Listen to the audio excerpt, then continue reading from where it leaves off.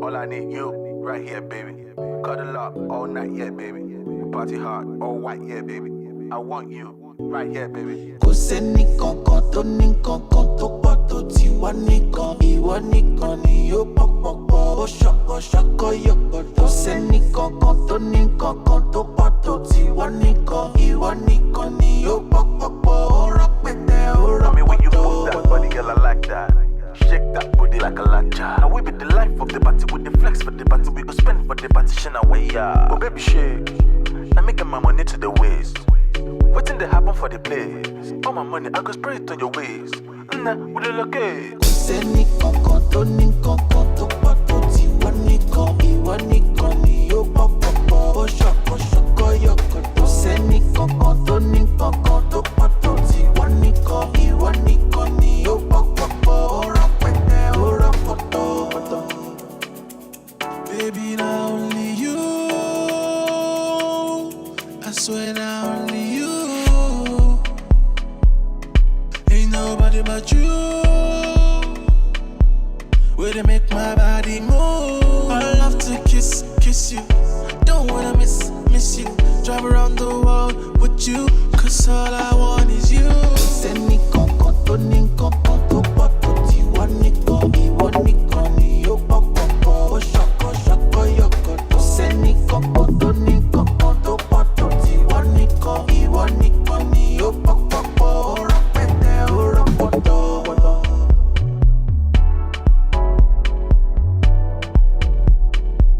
Baby, all I need is you. All I care about is you. Wanna spend my life with you. Yes, I said it. Wanna party hard with you. Make love to you. And make kiss that look like you. So let's go around the world, wherever you prefer.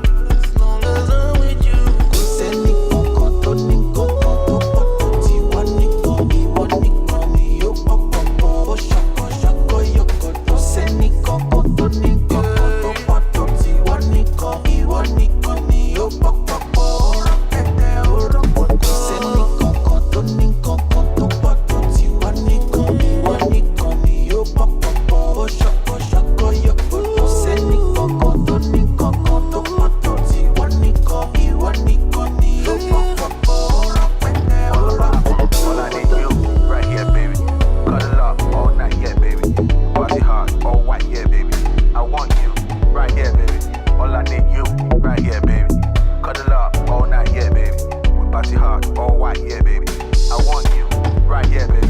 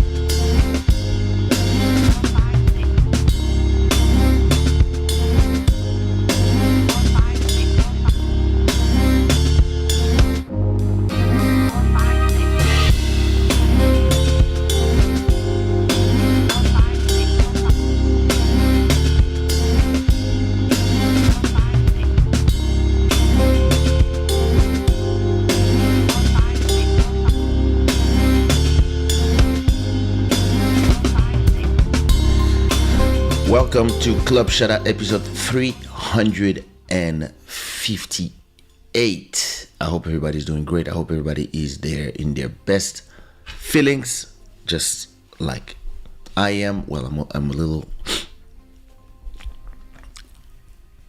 catching a little bit of cold. I was under the rain yesterday with Bodhisattva talking about business in the shisha, and then these people didn't want to leave, go home, so it was raining. They were still talking. So now I'm sick. Bastards. I hope everybody's doing great. I hope you're doing great. This show is brought to you by ShadaWare.com, Gods of Good Fortune. Thanks to all our sponsors. We still don't have a stream royalty for the month of February, which is strange. So listen, anybody do a super chat of 99 cents on YouTube, so we have a stream royalty, and this place doesn't stay empty, because everybody, as we are starting, peace to everybody that is on YouTube, peace to everybody that is on Facebook, peace to everybody that is on Instagram. Put the flag of where you represent straight in the chat, and yeah, let's get it on.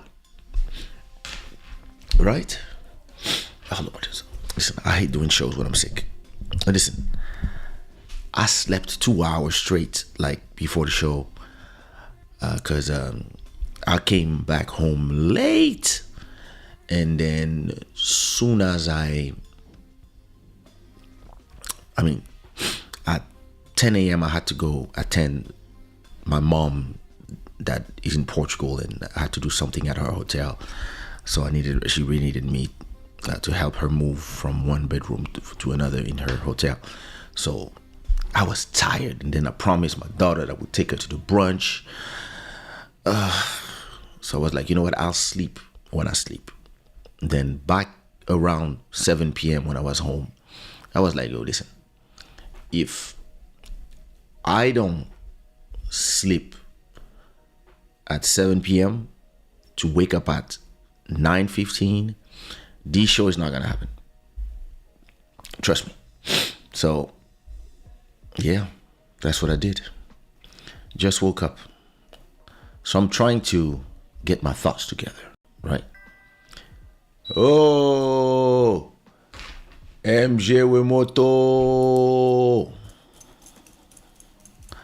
Finally, somebody heard the call.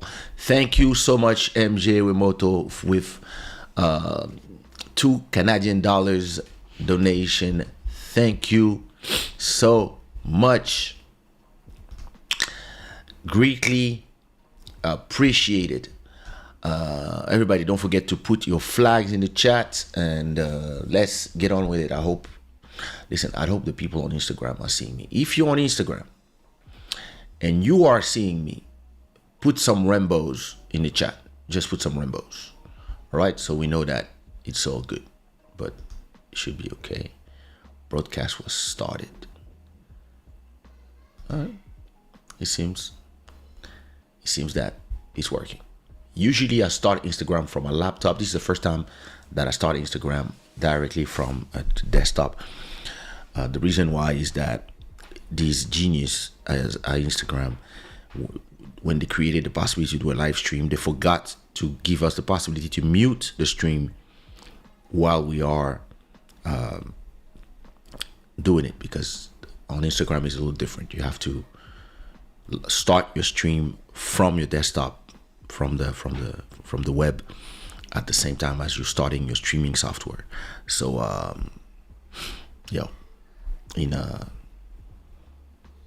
and then there was no mute button, so the sound was just echoing like crazy when I did it last time. But thank God it is not the case anymore. All right, let me see who's here. Best Fashion Turkey, hello there on Instagram. Jizzle with Motizel, what it do? Thanks. Peace and love, good health to the Shada gang. Emery Agnon, what it do, brother? I hope you're doing good. Erwin Cindy Tano, la vidéo net there, n'est-ce pas? Et ça do that. MJ is representing Zimbabwe and Canada. Gaetan is representing Cameroon. Doris Ghost is representing Congo. OZCBM, peace out. Charlie Chaz representing France. What it do? Or representing or watching from France. Emery is Togo, right? From Montreal, peace out. Here in Lisbon, it is 9:41 p.m. So,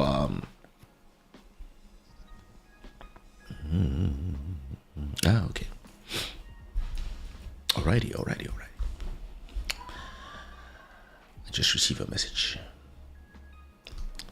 Marco Kizomba from Portugal. I have to redo a live stream about the Kizomba business, the business of dance and the business of music, and on how they intertwined, and the whole evolution. I really have to do it. So make sure you subscribe to my YouTube channel. What up, Yona? Peace and love. Rui, bless. To Dubai. How's the house? How's the magic house, brother? Yona from DRC. Bless. Gigi Wawo. Gigi. Gigi goes to the best hotels. And she doesn't invite her friends. That's all I have to say. We used to invite you in the swimming pool. But you, I have a problem. I still want you in my music video. Anyway, the song is almost ready. Oh, really? This guy again?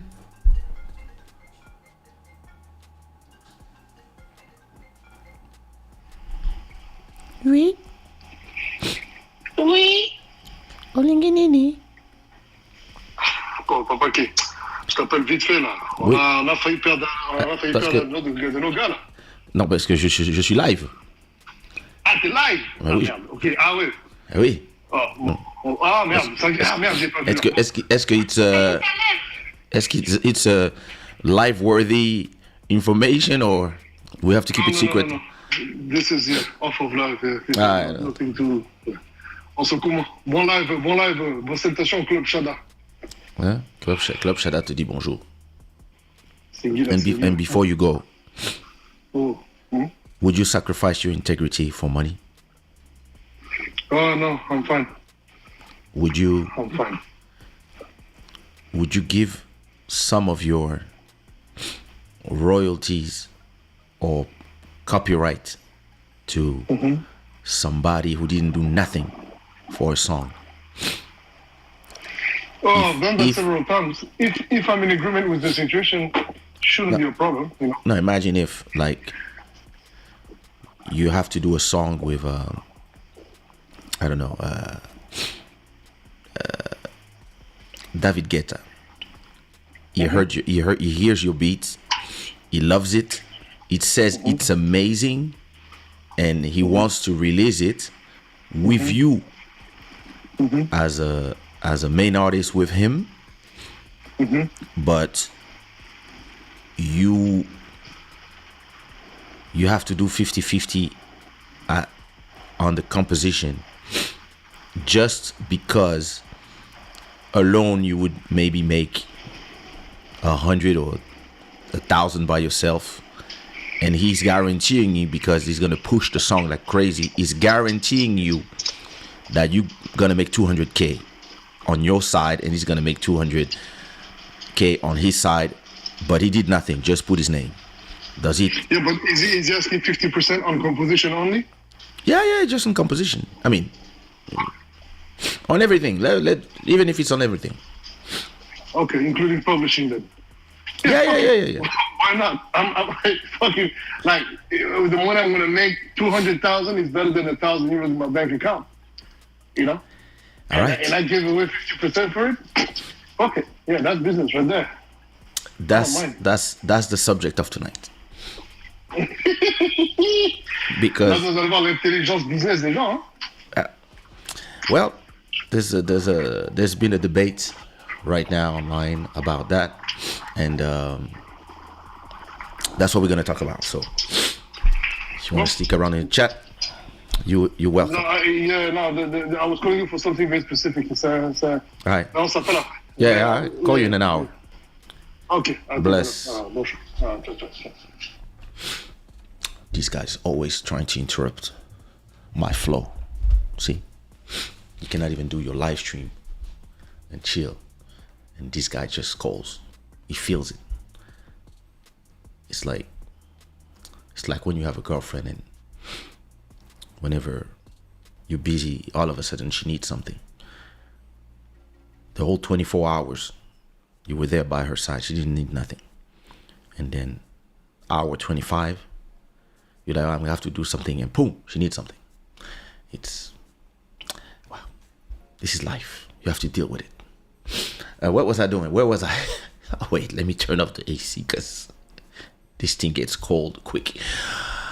All right, where was I? Watching the comments before I jump in the conversation with you guys. Natika Lokuta. Ok, j'arrête maintenant. Natiki, merci.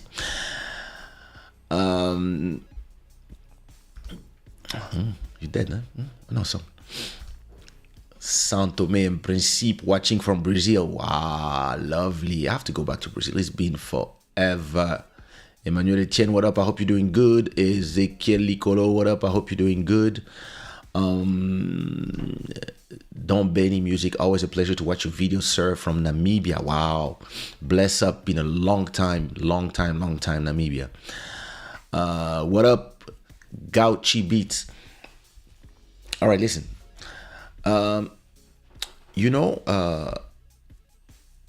First of all, if you're watching from Instagram, even if this show usually lasts for an hour and 20, just to let you know, Instagram lives this way for some reason that only Instagram knows. They end after 1 hour. So if you want to watch the show and make sure it's not going to get cut, you can join on YouTube. Kaysha.tv. Serge Itela, what up? I see you, my brother. I hope you're doing great. All right. So there's been an interesting conversation online about people, a few artists, a specific artist that claimed that she did a song for Beyonce for her latest album, and she did the whole song completely from zero. And she wrote it in her living room a few years ago, and then maybe she shopped it to the majors, etc. And Beyonce picked the song for her album Renaissance. Until then, nothing special. Now, when you do a song for somebody, usually if you made the music, then you get compositions right, and you get 100% of the composition right, which is 50% of the work. Now, if you write the lyrics, or if you write with somebody else, you get 100% of the author rights, which is the other 50% of the art, right? And this 100% plus the publishing generates a work. So normally, if I have a song called One Love that I produced, I composed, I wrote, and let's say before I release it, Nelson Freitas hears it and tells me, yo, bro, that song One Love, please give it to me. And I'm like, all right. And I give him the song, and even if it becomes one of his biggest hits, he's gonna make money from selling the song, doing the shows, because he's gonna be the singer, the interpret, but he's not gonna be the writer and composer. So if you go to Spotify and you click right on the song and you look at credits, you will see my name, Edward McCullough, as the composer and writer of the song. Now, what this woman claims is that in order for the song to stay in the album, the proposition that they did to her was, you have to give a big percentage of the song, so the composition rights or the writing rights, to Beyonce, just because she is so big that maybe this song by yourself, if you release by yourself, you're gonna generate 1,000 euros, who knows. But if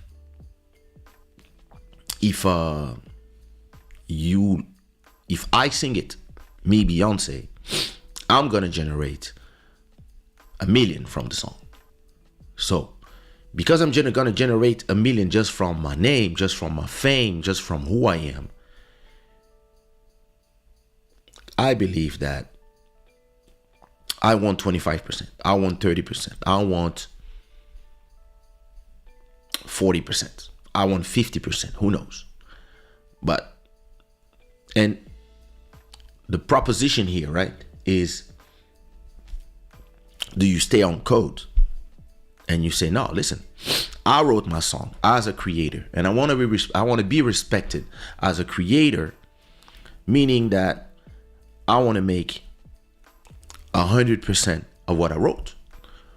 Or you understand the value proposition of the business and you are willing to sacrifice 50% of and give 50% of your creation, because you know that that person is so big that she's gonna generate you 500k.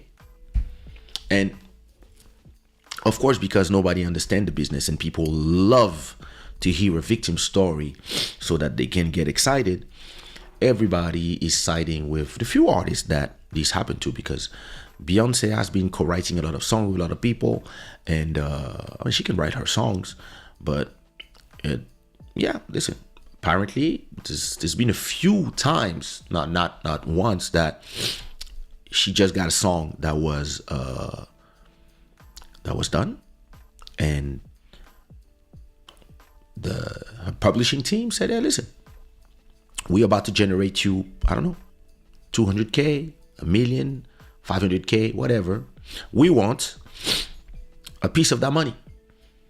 So it is in your best interest to give us some of the money. So let me look at what you say first. Brodry is watching from Germany. Bless up. Tokos. I went to your show in Santo Domingue Principe on Pirata Club. Oh, 2008. Oh, nice. Have to come back. It's been forever. J'ai honte, mon anglais n'est pas assez bon. Ah, maman. C'est pas grave, le mien non plus. Écoute seulement, tu vas apprendre. Is that the Tiffany Red story? I think it's not just her. It's something that happened a lot. And DJ Kayola, what up? So let me tell you one thing. Sabrina Zik love, bisous, bisous.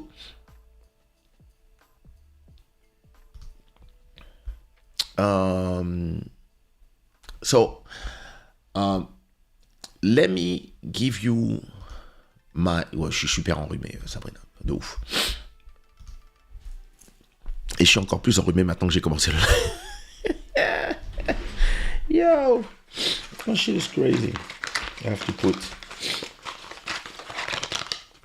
Tout ça, c'est la faute à Body.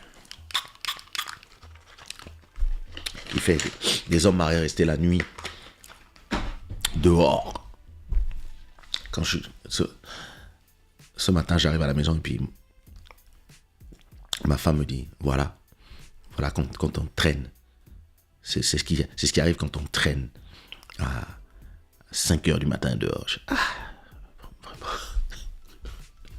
Tu n'as même pas pitié de moi.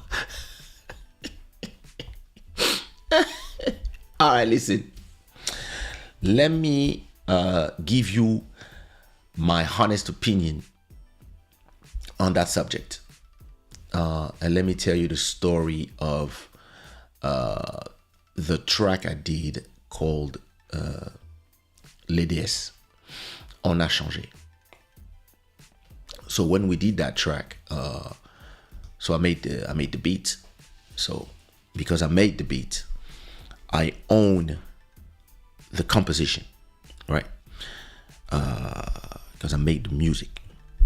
Now I'm supposed to own 50%, and who wrote the lyrics is Kamnos. Then I went on to make the rest of the album, so probably 70% of the instrumentals on that album, and I also wrote probably, I don't know, 70% of the songs, or co-wrote them. And then Lila, who was the singer, and the rest of the group were interprets, meaning that they sing a song, but they don't write it. So it's their song in a way, but in reality, it is my composition and Kamnu's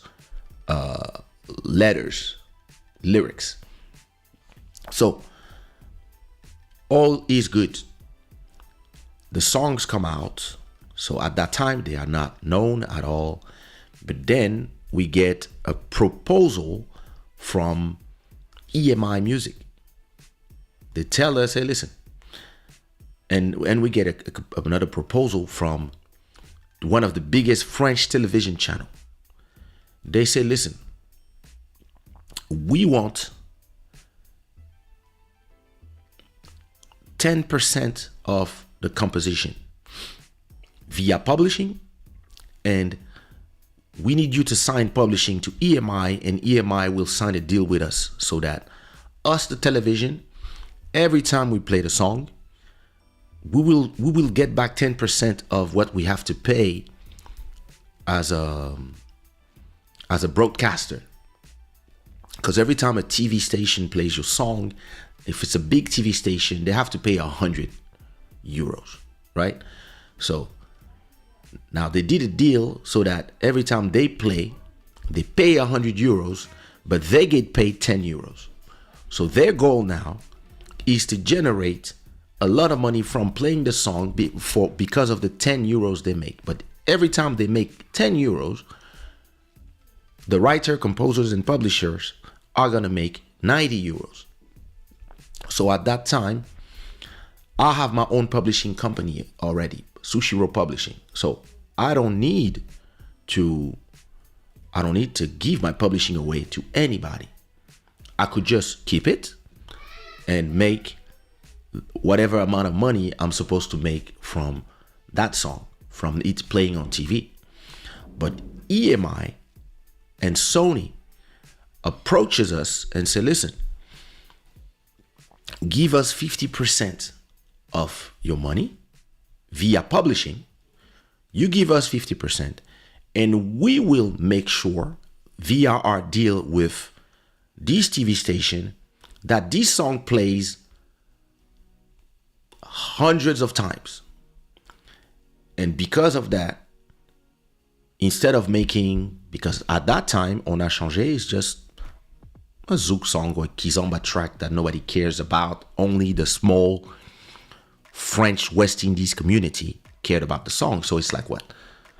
100 sales, like.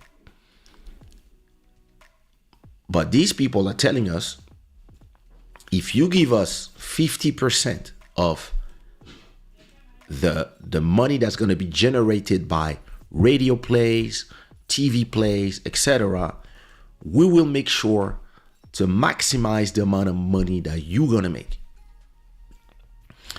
And me, I was like, all right, let's do it.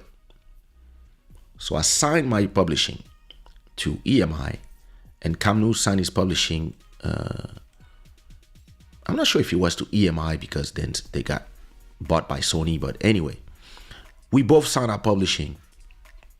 So now, every time the song was playing on French national TV, he was generating, let's say, 100 euros per play. In that 100 euros per play, 10 euros was going back to the TV station. So the more the TV played it, the more it made 10 euros. Now you had 90 euros left. So these 90 euros, you had to take away 50% of the 90 euros. So that's 45 euros. Now, in these 45 euros, 45 was going to the publishers, and then the other 45% was divided, the other 45 euros were divided between me and Camnews. So that's 22.5 euros for every play. So you'd be like, if you think about it, you'd be like, wait a minute, I'm supposed to get 100 euros every time a song plays. And all of a sudden, I'm only getting 22 euros? Wait a minute. But now the way you have to think about it is, and the way I think about it was, listen, 100 euros multiplied by, let's say, 2 or 3 or 0, yeah, it's 300 euros, more or less, if you can have some plays, right? And when you play on Trace TV, or if you play on Media Tropical, which was the French West Indies radio, you are not really getting a lot of money. So maybe we would have shared, me and him, if we kept 50% of our song, we might have generated 200 euros each. But because we accepted to give away publishing rights and to do that deal with the TV station, our song and the song of the girls, Les Déesses, started playing on national TV station every 30 minutes for a whole fucking year. Every 30 minutes they were playing the song like crazy. They were playing the song when, like, before the news, before Big Brother, before this. Listen, so the more people are watching, and in the media, if your song plays, let's say, in the morning before the news, and there's like 6 million people watching, maybe that play will generate 350 instead of 100. If it plays at a moment where, like, 11, there's nobody really watching the TV, there's maybe there's only 500 people watching the TV, then maybe it's only going to generate 50 or 75. But then if it plays before Big Brother, when, like, you have 20 million people watching, then the play will generate maybe 500 or 1,000. So after 1 year of this song being played, and because he was playing on the big TV, he started also playing on the big radios. Because he was playing on the big TV and the big radio, all the big radios and big TV started playing the song. And because of that, all the medium stations started playing. Everybody started playing the song like crazy in 2007. So now, the money that was generated by the song was 1 million euros. So listen, my share of 9 million euros was around 250 or 240,000 euros. So listen, when I woke up that day, I'm chilling in my bed. I have 300 euros in my bank account, and I'm waiting to do the next show so I can be saved. And all of a sudden, at 8 a.m., I receive a notification that I think the first check I had was 150,000. The second one was 75, and then after that another 50,000, and then it went down, down, down. But probably in the last 10 years, this song probably generated me 300,000 euros for one song. And the reason why I got that money is because I understood the art of being smart and sacrificing when you have to sacrifice. And it's something that a lot of people don't understand because they want to stay on the emotional part of music. I'm not emotional when it comes to music. I'm like, yo, listen, what is the business proposal? What do you want? What do I want? And what do I gain from giving you something? Because, listen, I could completely say, hey, no, I'm not giving you nothing, and I don't want to give nothing to the TV station. I want to keep the integrity of my copyrights, and I want 100% of my composition. I don't care. On a changé, I want 50% of my composition, and this one, he does what he wants. And on the other one that I composed and co-wrote is Danse avec moi. On that one, I would say, yeah, listen, I want 75% of the song, and I want every last penny of it. And maybe the song would have generated 10,000, 20,000. And maybe I would have received 20,000. I would have been happy. But I wouldn't have known what it does to receive 150,000 euros in one day. And that's when I learned a valuable lesson about when do you understand that it's in your best interest to sacrifice a part of your copyright for it's the long game that you play.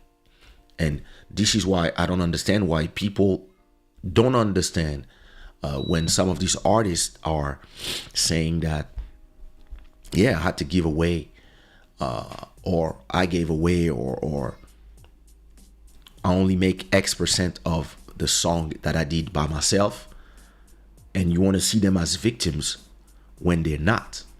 And at the same time, I understand the ego behind it, because you're like, yo, wait a minute. I did this by myself in my living room, or I did this by myself in the studio, or this artist was not even there when I did it, and now they want to cut. Well, listen, if Beyonce comes to me tomorrow and tells me, hey, listen, I heard that new song you did, and or I want to do a new version of One Love, for example. So One Love is my song that I wrote 21 years ago. This song has been a hit for 20 years. Everybody love it. It's an amazing song. It's in the heart of everybody. And let's say Beyonce says, hey, listen, I want to do. So listen, I made money from One Love. I made copyright money. I made show money. I made sales of albums money. So to me, the song already brought me everything that I thought it could bring me, right? But if Beyonce comes now and say, listen, I'm doing the Lion King 2 soundtrack, and I would love to put that song in there. And I just want to do like a guitar voice, and I'm going to sing the whole song the same. And listen, because I'm Beyonce, and I'm going to generate, because it's going to be the song of the movie, it's going to be the song of it's going to be the theme of the movie. I'm going to make XYZ and da-da-da-da-da. And let's say Beyonce and her publishing and Sony Music Publishing and Warner, they all come to me and say, listen, this is going to be Disney. And Disney says, oh, listen, we have a publishing company called Mickey Mouse Publishing. We want 10%. Beyonce wants 20%. And the rest of the publishers want another 20%. So I have to give 50% of the rights of my song that I did by myself. And this is going to generate 10 million euros. I would be an idiot to not sacrifice 50%. There's an art to that. And a lot of people, they don't understand this in this business of music. A lot of people, they think too much about their ego and not enough about the business side of things. It's the same thing I was telling a friend, bro. If you want 5,000 for a show and nobody's willing to pay it, but you insist in your ego that you are worth 5,000, you will make 0 time 5,000. That's 0. Now, if somebody has a little less ego than you and understand that there's a market, and maybe they understand that in the market, they can only, let's say, do a DJ gig for 500. Yeah. Maybe you're going to laugh at them because they play at 500. Like, look at this guy. 500 for a show. Nah, I'm worth 5,000. Good. But if you make 0 time 5,000 and the guy makes one show at 4 p.m., between 4 p.m. and 5 p.m. for 500, then another show at 9 p.m. for 500, then another show at midnight for 500, and then maybe another show at 4 a.m. for 500, and maybe an after party for 500 again at 6 a.m. or 7 a.m. Boom, that's 2.5 thousand in one day. If they repeat that Saturday, Friday, now they have 5,000. And let's say they do another 2 shows on Sunday for 500, or even 300. They made 5,600. While you here talking about your price, your ego, cool, but the market doesn't want to pay you, so you make 0, and that person makes 5,000. And maybe the only show that is like hard work is maybe the one late in the club, in the big club. The rest is in a small hotel when they actually don't have nothing to do. They just play a playlist and they wait, or they already have a pre-mixed show that they just play, and they just stay there because there's like 10 people in the restaurant and it's not worth working. Or they use Tractor, Autoplay, whatever. They still gonna make more money than you. And listen, I know a lot of people. If at that time, when I got proposed to give away 50% of the copyrights, the publishing of On a Changé, they would have said, hell no, that's my song. I don't have a contract with you. I'm not giving you the publishing. So if you understand the way I see things, you would understand that, for example, I have something going on that was one of the biggest songs on TikTok in 2023. It is generating a lot of money by itself. For me, all the remixes, all the versions, and the original. From YouTube, from streams, from XYZ, and also from copyright. And I own 100% of the writing and composition of the song because I wrote it, and I produced it, and I composed it, right? And in terms of publishing, my company, Sushiro, owns 50% of the publishing, and Section Zouk owns the other 50% of the publishing.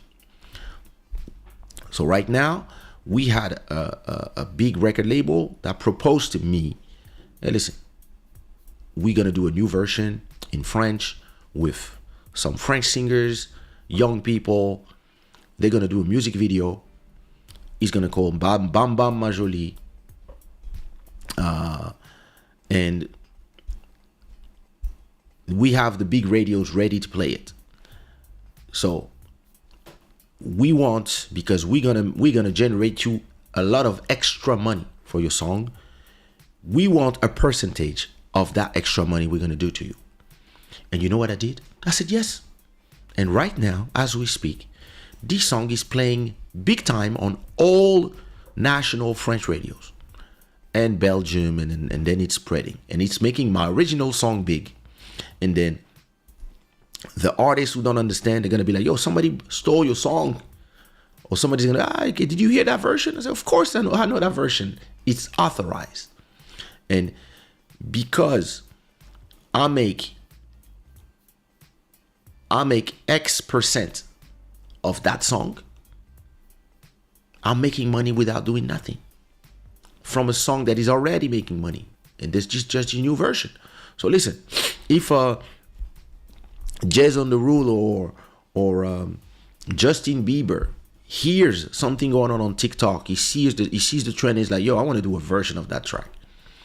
I want to re-sing same lyrics, and maybe I'll just add something, whatever. And listen, Kay, I'm Justin Bieber. I'm going to give you 50. I need you to give me 50% or 40% of the new song. You think I'm going to say no? Because I wrote it by myself in somewhere in Mozambique, in my hotel room. You think I'm going to say no to potentially making 50% of $5 million just because I'm proud and I prefer staying with 100% of my 10,000?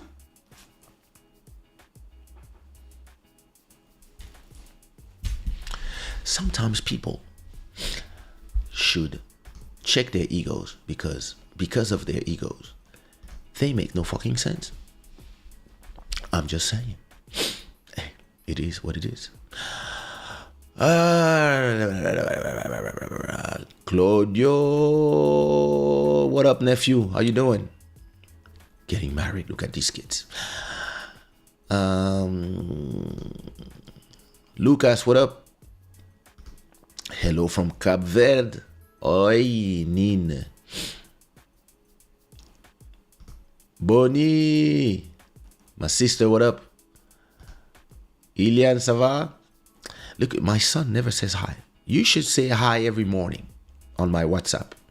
Not when I'm live. C'est un grand son. On a changé les DSA. Thank you so much, Emmanuel.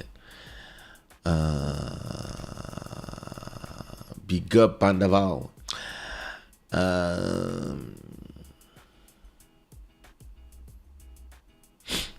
I agree, it's a better choice to make. Well, listen, it is what it is. Mozambique, we're on. Hey, of course.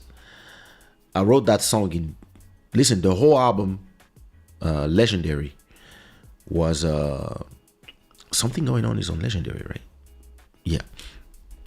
The whole album was written in Pemba in 2006 in my hotel room. You know why? Because I was in Pemba, and because the promoter who brought me to Mozambique was from Pemba, we would stay at Pemba Beach Hotel. And so we had a show in Pemba Friday.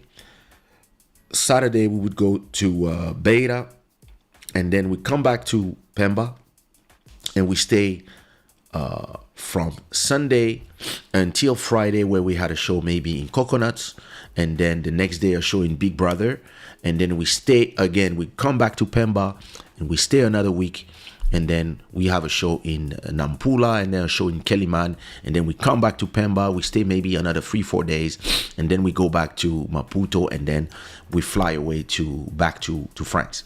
So when you have to stay 3 weeks in Pemba, and you cannot go on the streets, because if you go on the streets, everybody's gonna go crazy. And at the time, we didn't have internet like today. There was no 3G in Mozambique, because I'm talking about 2006. In Pemba, there was no 3G. Sorry, I don't remember the rest of the country, but at least in Pemba, there was no internet connection. You had to go to internet thing. To internet, how you call these places where you buy 1 hour, you buy 1 hour of internet. Forgot the name. Internet cafe. And the problem was I was way too famous, so I could not walk in the streets, so I could not go to an internet cafe. So now I found myself inside of Pemba Beach Hotel, in my hotel room, and I have nothing to do. Nothing.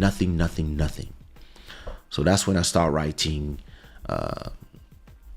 Something Going On and all the songs of this album. And I also composed them on the laptop, all of them. And then I recorded some of them in a hotel in the Netherlands, and the rest in Paris. Something Going On was recorded in Paris, but it was composed and written in Pemba. Yeah, that's the story of that song. And actually, since we are talking about something going on, wait, let me look at your comments first. Yo, MK, prepare all the tracks for. Now I'm gonna tell you what instrumentals I want for my Candy Zook album, but just make sure you have all your sessions ready. And he's saying, makes so much sense. Thanks for the explanation. K, nice to know how it works. He's what? C'est quoi le son original de Bam Bam? C'est something going on? Something going on. Ma chanson de 2007. All right. What up? High Gain 1. Bless. Everybody that is on Instagram, is just to let you know that in 10 minutes, Instagram will cut the live. So everybody can come to YouTube, Kaysha.tv. Let me put it inside of the chat on Instagram, Kaysha.tv, so that you know where. Can I pin it? Pin comment. Boom. Perfect. All right. You can come to Kaysha.tv and we continue the conversation, because Instagram is going to cut, as always, after 1 hour. So you have exactly 9 minutes before the live goes down on Instagram. Charlie Chaz is saying, many artists just think that the art is a regular job. They just want to get paid every month instead of having an entrepreneur mindset. I wouldn't say that. I believe that many artists have too much ego, meaning that they put way too much emotion in their creation. And because they put too much emotion in their creation, they don't understand that it is actually, it is a part of you. It is an emotional something. Maybe it's something you talk about, somebody that is important to you. I understand that. But a song is an asset. And it's an asset that generates money. So the question you have to ask yourself as an artist is, how much money does my asset generate? That's easy. That's simple. Does your asset generate you €1 every day? Does your asset generate you €5 every day? Does your asset generate you €100 every day? If it's a big hit on TikTok or on the streaming platforms, it might generate you 1,000 every day. 10,000 every day. So the question is, if it's an asset and you remove the emotion from it, if I'm telling you, hey, listen, I want to release your song under my name because I'm Beyonce, Jay-Z, David Guetta, Drake, whoever. I'm going to do a single, I'm going to do a music video, and I'm going to invite such and such. I want, for me and the people that I'm going to invite that you don't have access to, I want 50% because I'm going to make your asset that generates €3 every day. I'm going to make it generate 30,000 euros every day. So you will make 15,000 instead of 2. And we will share the other 15,000 every day. So if at that moment you listen to your ego and you say, but I wrote it, you lost the game. And I completely understand that your ego might tell you, why would I give you a percentage of what I did? But in reality, depending on who you're dealing with, you might make way more money if you understand the art of sacrifice. Listen, it is the same thing as when Elisio and I, we came to Portugal for the first time in 2002. We arrived there.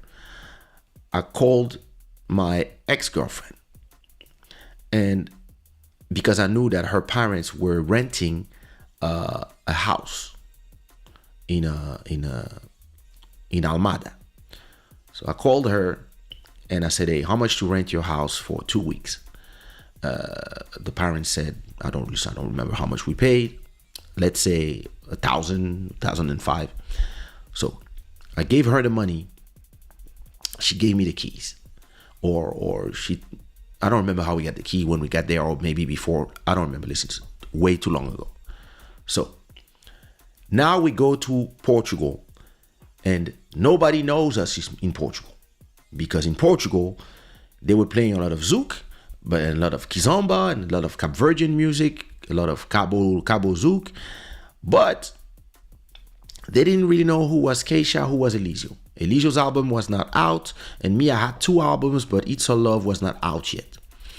So what Elisio did, he went to all the clubs in Lisbon, Almada, Barreiro, the whole area, and he found out with whoever he met. He found out. Okay, on Mondays there's this club where all the people from Guinea are, called Nels. All right. On Tuesdays there's this club called Convento. There's a hip hop party. On Wednesdays there's this club called Musulo. On Thursday we can go to that club. On Friday we go to this club. On Saturday we go to Club Luanda. And so we found all things. We start making friends with the security of the different clubs. And then we just told them, listen, we want to go in the club. We are from France. We don't speak Portuguese. Elisio was speaking Criollo. And then we also had, on Wednesday, we had Ondeando. And what we did is, during 2 weeks, Elisio and I, we went to every club and we sing for free. Listen, at that time, I already have Bounce Baby, Telephone, I already have big hits in the West Indies and in France. But in Portugal, I don't have hits, right? I mean, it's not that I don't have hits, but I don't have a market.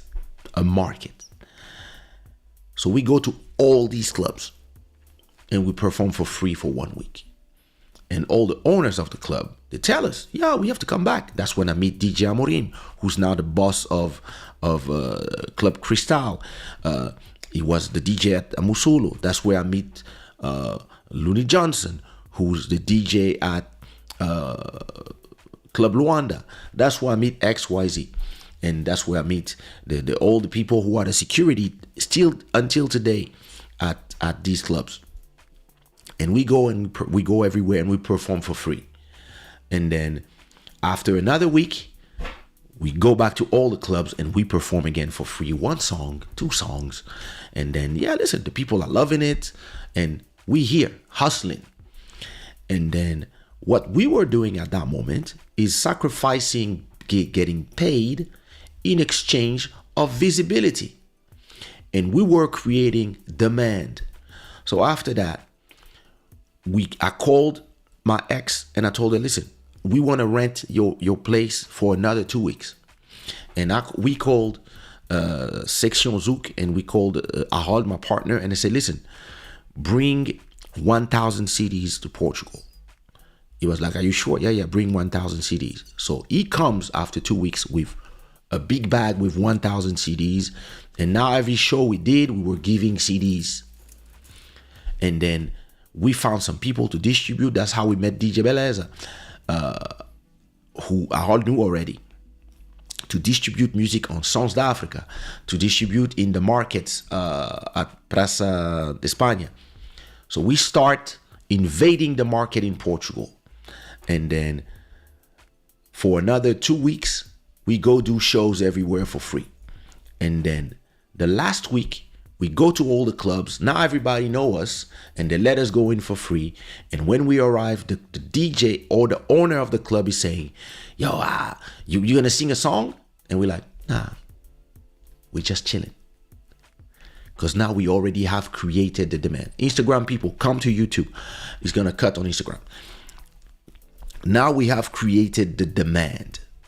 And because we have created the demand and people are saying to us, are you going to sing? And the girls, they see us, they're like, oh, it's the French guys. They're going to sing. Everybody's excited. And we don't do nothing. We just sit down, take a glass of juice and wait. And then everybody's like, yo, we would love you to do a show. Instagram is gone. So now everybody's telling us, yo, we want you to do a show. And we like, calm down. I have my new album, It's All Love, with a great song called Fiona for the Portuguese market, and Music Quarion and 88 BPM. We have all these songs coming. So let's organize a big event for the release party of my album. And all these people that discovered us during all these shows we did for 3 weeks, they were there at the release party of It's All Love, and it was legendary. The whole Lisbon was there. If you are from Lisbon, you were there. 2003, when It's All Love got released, and I started singing Fiona and Music Quarion, and everybody was yelling. And it was crazy. And that's how you create your legend.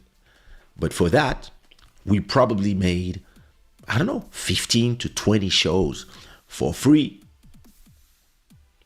We could have asked even, 500? No. We said, no, don't worry. We just sing for free. So sometimes you have to be strategic. And a lot of artists, they are not strategic because they're emotional. They're like, I'm worth this, I'm worth that. Fuck, you're not gonna pay me. No, listen, sometime you have to go and do it. If tomorrow, you get there's somebody who might become president, and he asks you, hey, I need to use your song for my campaign, but we don't have the budget. But trust me, if I make it as a president, I'll make it up to you. You might say, no, I want 100K. And he's going to say, all right, peace, sorry then. Now imagine you say, okay, no problem, bro. Here's the song, use it how you want. Person make his presidential campaign, and all of a sudden now the guy is president of Congo. And he tells you, yo, bro, now that I'm at the head of the country, and okay, you're going to have this mission for the government, that mission for the government, this mission for the government. And listen, in the next 5 years, maybe you're going to have 1 or 2 missions per year, and then shows for the government. And every time we're going to pay you 100K. Ding. So it's all about understand that art is a business. As soon as you sell, art is a business. That's what you have to understand. Again, welcome to YouTube. Don't worry if you cannot chat right now. You have to wait 5 minutes. Hi Kaysha, my dream is to make a track with you and let all Mozambique is big up Kaysha, legend forever. Bless Lucado. Well, send me an email or DM on Instagram so I can listen to what you do. Hatana is saying, Kaysha, you made my life so much brighter when I was young, and people call me Kaysha growing up. Oh, so cute. Thank you so much, Hatana. Yeah, DJ X Trio, what up? Yeah, listen. All right. So, last subject before I go. When it comes to, oh, I didn't stop the live video on Instagram. There you go. Good. There's something I wanted to talk about that it's not that I kept it for me. It's just that I understand the business way too much to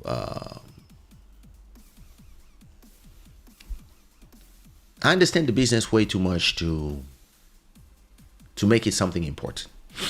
But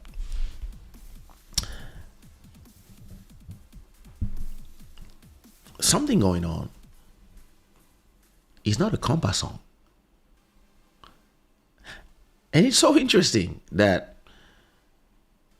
this song had so many names attached to it. And it shows you how much, like, once a song is out, you don't really have that much control on the branding. So let me tell you the story of the instrumental first of all. The name of the instrumental is Zouk Beat 211, if I remember well. ZB 211. Let me check on my computer. Do a search. ZB 211. Yep, that's the one. No, that's not the one. Okay, so it's ZB 711.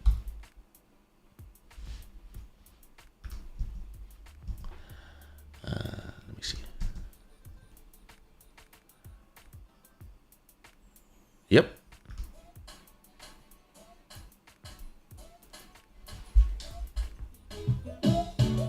All right.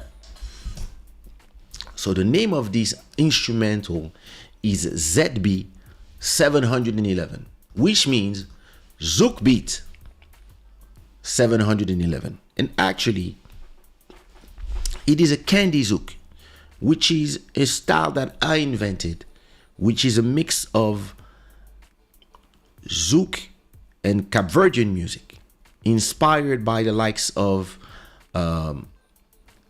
Manuel Lima or Philip Montero's production, plus my own hip-hop zouk R&B genre. So this is what candy zouk is. So it's very interesting that when this song came out, in the West Indies, everybody was calling it a zouk R&B. Because back in 2006-7, that was the name we gave to this type of instrumentals. And everybody was like, yo, Kaysha, what's the name of these? What is the name of your genre? And I was like, no, bro, it's not a genre. It's just my version of zouk. Nah, this, you have your own sound. It has a name. So then I was like, in this case, Candy Zouk is the name. So this was a Candy Zouk in my head forever. And then at a point, it blows up like crazy in Portugal, in Mozambique, in Angola, in São Tomé and Príncipe. And everybody's calling me now the king of Kizomba because of others beats of this genre, like Fiona, like Melodia from Elisio, like Deeper for Nelson Freitas. And everybody's like, yo, listen, Kaysha style, yeah. And for those who knew, it was the Candy Zouk. And for the rest that didn't know, everybody was saying, this is the best Kizomba ever. And me, I was like, all right. It's the same thing as One Love. One Love to me was never a Kizomba track. One Love to me is a pop zouk because the guitar was played in a pop folk way and the instrumental was more hip-hop zouk. Hip-hop drums played in a zouk way. But this became the best Kizomba song of all time. So this was 2006, 7 when Something Going On came out, right? Listen, me, I'm a businessman. So listen, if you want to call Something Going On a Candy Zouk, which is what it is, cool. If you want to call it a Zouk R&B, cool. It's actually Zouk mixed with R&B, why not? If you want to call it a Cabo Zouk, cool too. Now, if you want to call it a Kizomba, cool, as long as you buy it. Because me, what interests me is that you like it. And yeah, I would love it if you call it for what it is, but it's so good.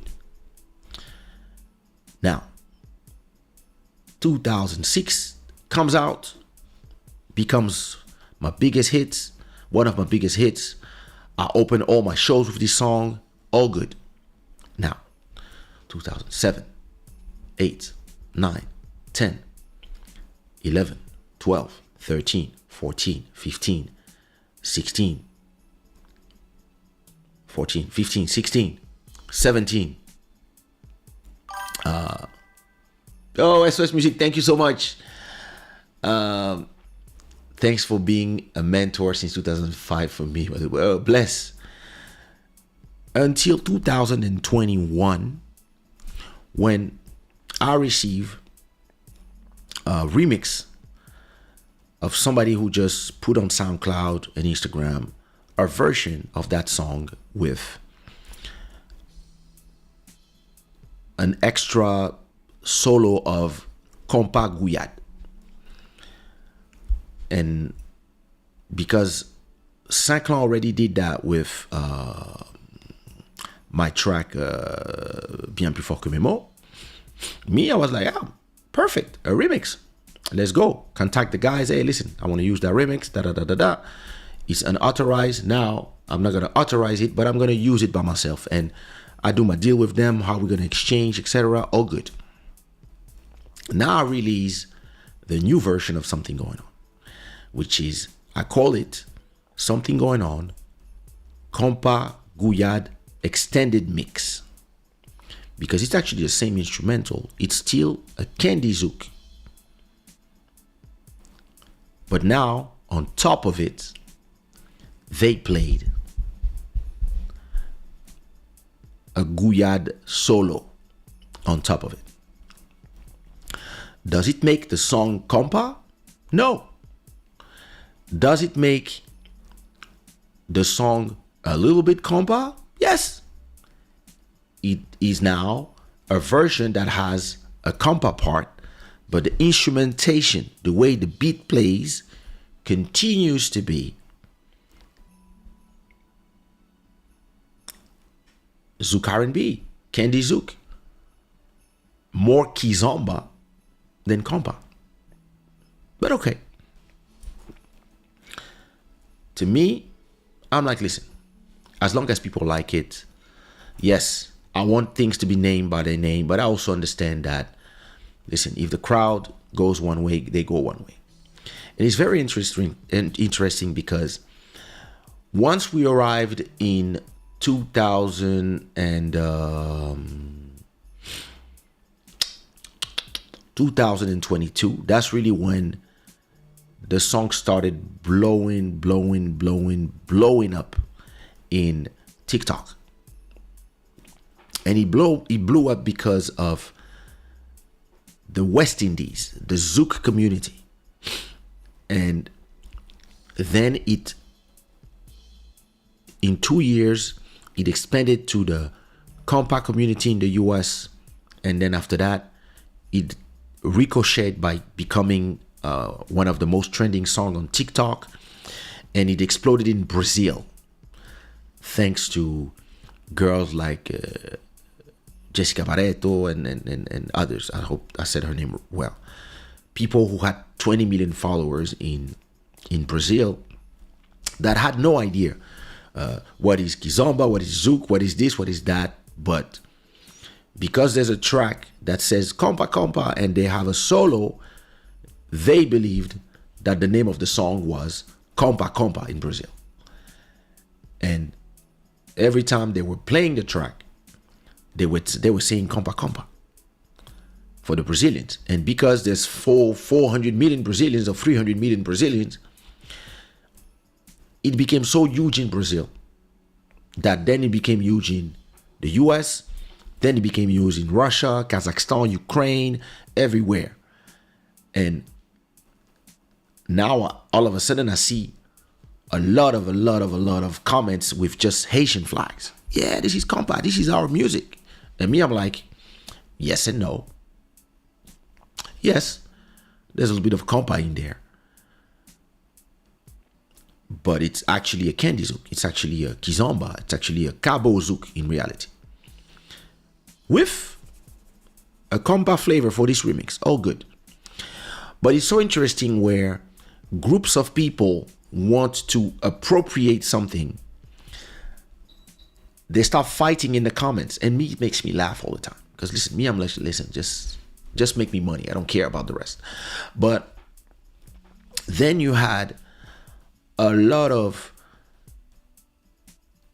the Haitian people going to the song, and in the comments and in every video, they were putting, yeah. No, this is compa, yo, compa, Haiti. And me, listen. If I can make compa big on the map, all good.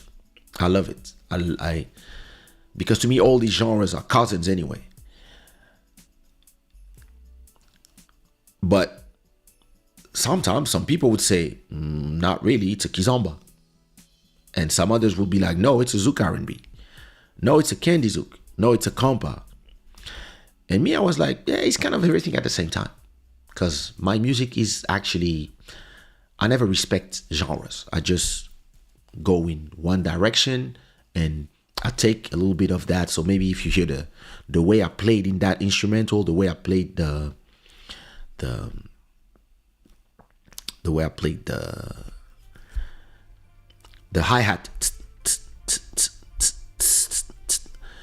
this comes from compa, but the way I play the drums comes more from kizomba, and then the way I play the bass line comes from R&B. And then the way I play the this is Manu Lima, Afro Zouk, who's Cap Virgin. This is more Cap Virgin music, Cabo Zouk, Afro Zouk. And me, I take from everything. I'm one of those musicians that just make milkshakes. But then there's always one community that wants to take credit for my work. And listen, if you're proud, all good. But I think everybody should take credit. And it's all good. Listen, I love the fact that the Haitian community is proud of my song. I also love the fact that for 17 years, it was the Portuguese and Angolan and Mozambicans that were proud of that song. And then before that, it was the West Indies. And then it's everybody now, because the song is now global. And now everybody's calling the song a compa. 17 years ago, everybody was calling the song a kizomba. And before that, everybody was calling it a zouk R&B. And me, when I composed it, I called it a candy zouk. And it's all good. But it's funny to me. Especially when I see people like having debates. Because listen, let's listen to the beat of that song. Let me play it. Kaysha, something. This is the original track, right? To make you understand. This is the original Something Going On that came out in 2006 in my album, Legendary. If you listen to the instrumental,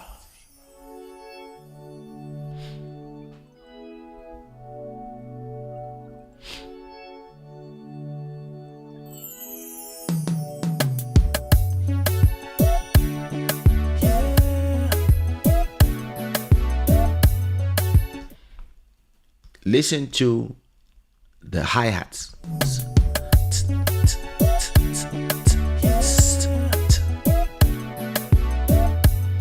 So I was trying to give that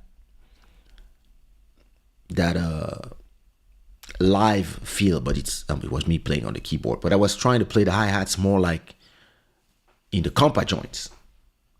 But now listen to the kick and the drums. Urban Street Spot, what up?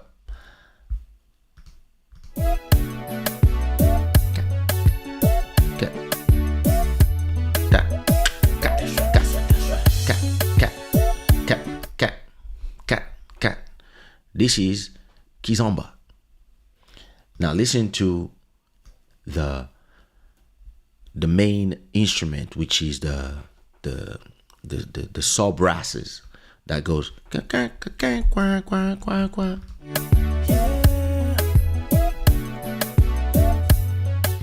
This is actually,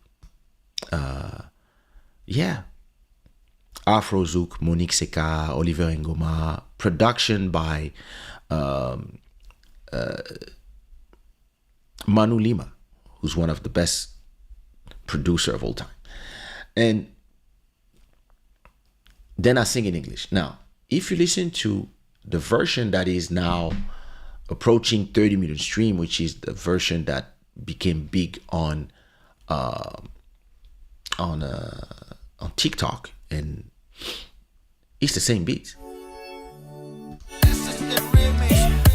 That's what when they say this is, it's a remix, but it's the same beat.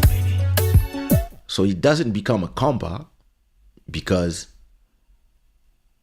it's the same beat. But now because of that part,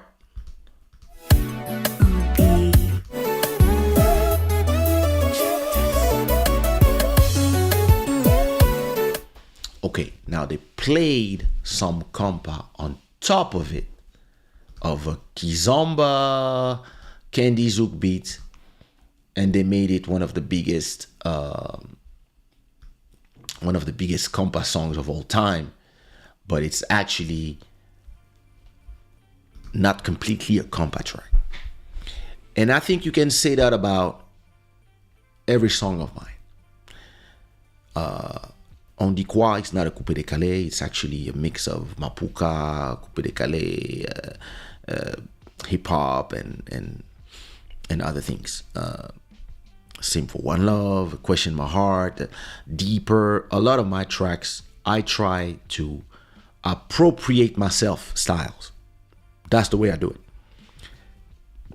I listen to something that I like, I'm a piano, kizomba, whatever, and then in the beginning I study them, and then after that I'm like, okay, let me give my take and not respect nothing, just maybe the tempo and the feel of it. But then I want to make them mine because I'm that type of creator. I like to push the envelope of anything I do. And this is why you might listen to people say that the same song of mine, if you ask in Brazil, they will say, oh, it's the best zouk of all time. You ask in the West Indies, they will say, oh, it's the best zouk R&B of all time. You're going to be like in Portugal, they're going to say, it's the best kizomba of all time. You're going to go to New York, they're going to say, oh, this is the best compa of all time. And this is beautiful because in a way, if everybody can look at the mirror of your song and recognize themselves, you win the game of music because you don't serve one community. You serve a global community, and that's not something that I do strategically, but this is just the way I do music. And I believe that people should open themselves more when they do music. So yeah, this is what I meant about that. So listen, I hope you enjoy the show. It was great as always. I'm catching up on all the subjects that I didn't talk about. And yeah, listen, if you enjoy the show, put me a bunch of rainbows in the chat, because this show is brought to you by Shada, where the gods of good fortune. We already have a new stream royalty. MJ, you didn't last long. SOS Music CV, thank you so much for being our February stream royalty. Anybody who wants to be the stream royalty, you just add more than that. Let me look at your last comments before I check out. Thanks to everybody who was on Instagram and that subscribed to this channel. We'll be live again Wednesday. I don't know if I'm going to be on Instagram again. It depends. Maybe not, because I'm going to do a listening party and I don't know if I can play music on Instagram, even if it's my own music. These guys just make no sense. But yeah, it might be a problem if I play my own tracks. I don't know. I have to try. We'll see. But no, maybe I'm just going to be on YouTube and Facebook. So please come by. David is saying Deeper was crazy. Thank you so much. I'm still listening to something going on till these days. Wow, amazing. Bless. Tatiana Said, what it do? Something going on was the song that made me fall in love with your music. Wow, that's beautiful. Thank you so much, sister. This is such a cool breakdown. Thank you, bro. Listen, if I one of these days I'm gonna do a breakdown with the full composition, with the full session, which would be cool. Listen, even the way I do the harmonies are crazy. I was listening to the breakdown of how I did the harmonies. I was like, yo, we did some crazy harmonies back in the days. Very Jodeci-ish. Master Electronic. Big up, my brother. Great weekend, Shada gang. Bless. Manuel, thank you so much. Watch my TV. Bless.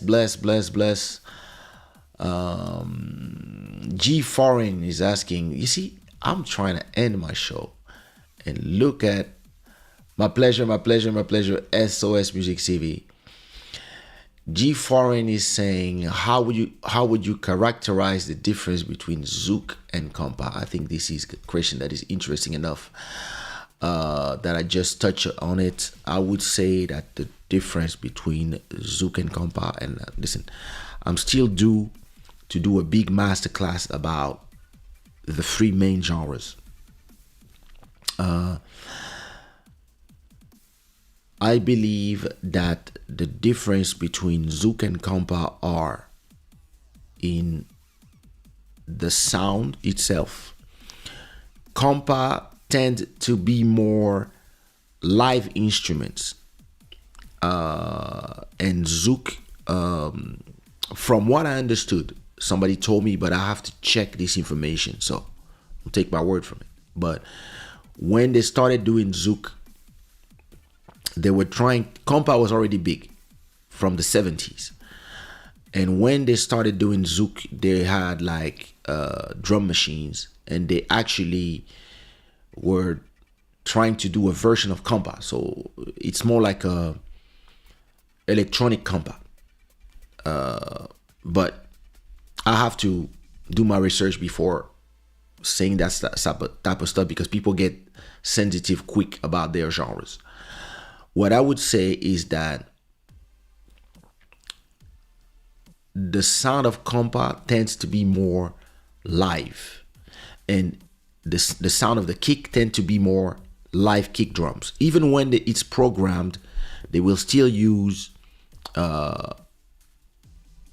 live instruments in their programmation. Even the hi-hats they're gonna use are gonna be more live sounding, whereas in Zouk, I mean, there's also some Zouk where they play live, but Zouk bands tend to play the instruments more electronic in the studio or in the album, and then they make it live on stage. I believe that there's a lot of compa inside of Zouk. Then after that, the way the guitars are played in Zouk, the guitars would do more, and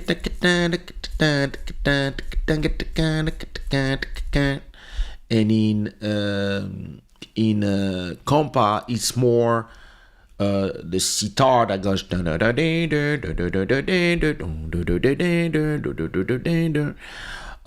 and so it's more the choice of instruments.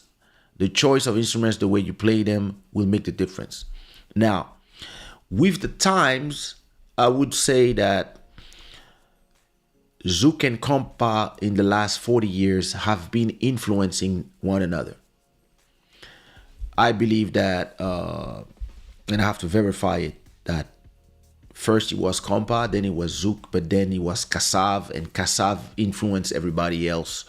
Then so Kassav influenced compa, then influenced Capverdian music and everybody, and then after that, then you had everything was called Zouk at a point. Then you had compa Zouk, then you had Afro Zouk, then you had Cabo Zouk, then you had Kizomba, Passada, Ventuinha, because every producer will just like me, create and recreate and try new stuff. So the genres are not so defined. Of course, the pure versions of the genres are defined, and it's easy for me when I listen to a zouk to say it's a zouk, a compa to say it's a compa, and a kizomba to say it's a kizomba. But every time one become the leader, it influences the rest. So of course, songs like Deeper by Nelson Freitas, produced by me, influenced compa, influenced zouk as well. Because once you do songs that are so international, you inspire new producers. So they're gonna do a compa that has a little bit of that Kaysha flavor, and then it's just the evolution of music. You probably soon gonna have kizomba and zouk songs that have that amapiano flavor. It's normal. That's what producers, that's what creators do. And then you have the declination of all the genres. I would say from compa, you had compa troubadour, compa guyade. So if you want an example of compa troubadour that I did, Musicwarien actually, that, oh, I would like to see you make a beat live. Oh, yeah. I actually do this from time to time. I will do it. But you can check in the YouTube channel. There's a bunch of, you just type Kaysha Studio, and there's me making beats, recording, etc. To give you an example of another track that people call kizomba, but is actually a compa troubadour. My song Musicwarien is not a kizomba at all, but people say it's it's a classic kizomba, but no, it's not. It's actually a compa troubadour. That's why in the chorus I said West Indies and Haiti, yeah, because I'm bigging up Haiti, because at that time Michael Benjamin's track Houpati was the biggest song in France and in the West Indies, so it inspired me. Rest in peace, brother. And so it's a Rendez-moi by Soumia is actually a troubadour compa as well, but with my hip-hop R&B mixture in it. And then you have the last declination for the last 10 years, I would say, maybe 15 years, is the guyade, which had a lot of those solos. But so I would say this is more the difference. And then zouk is more in the guitars, the way you play the rim shots, and they tend to be more programmed, I would say. But I mean, now everything is programmed anyway, and now it's interesting because a lot of the compa they now use backing tracks as well. So it's a genres, they do this, and then at the same time they do this, and then etc. So that's my thing. But I believe that this is more and same thing. Kizomba is gonna be the number of rim shots, the way they use it, the way they play it. The instruments sometimes are very live, and in this case, when they start doing it very live, they are actually inspiring themselves more from zouk and compa, and then sometimes they are more electronic, and it depends. So yeah, there it is, and there's a reason why all these genres look alike, but it's gonna be for another time. For now, I'm gonna leave you guys, and thank you for being here. Thank you so much, Emmanuel Etienne. Thank you for being part of the live. Thank you for those who came from Instagram and subscribe. I'm gonna leave you with actually I'm gonna leave you with a compa troubadour that I did. No, even better. I'm gonna leave you with a track that I did that is in my album It's a Love, called Funky Electronic Compa, featuring ABG and Elisio. And yeah, it's a track where we mix compa with a bunch of other things.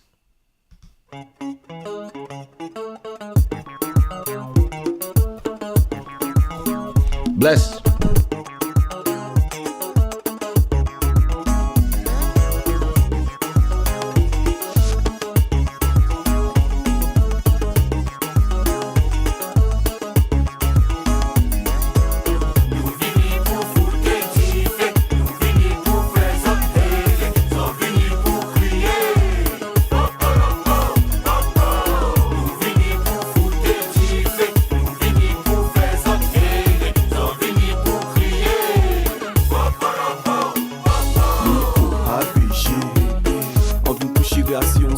De qualité, pour ABG.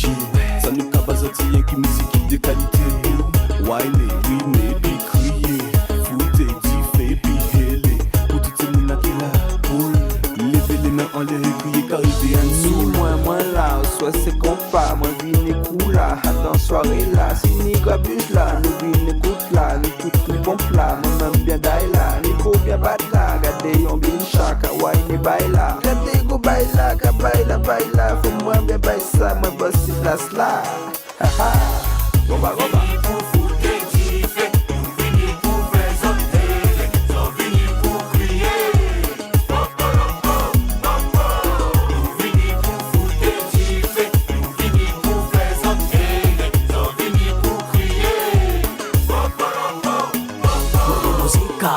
Que bomba fazer festa. Chicaninha bonitinha, banhos pode baja. Baja levanta e grita wawa, wawa. De África do Haiti lá.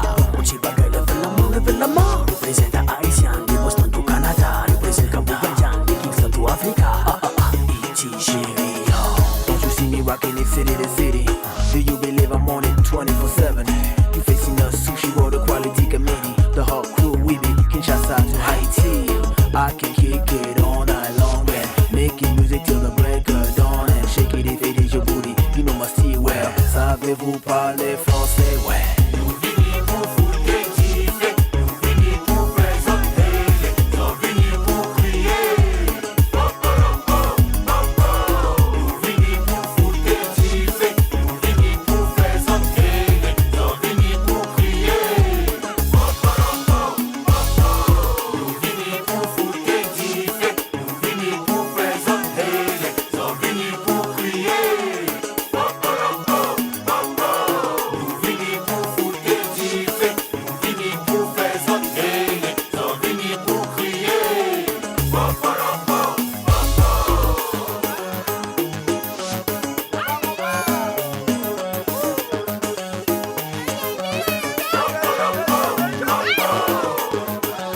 See, this a compa.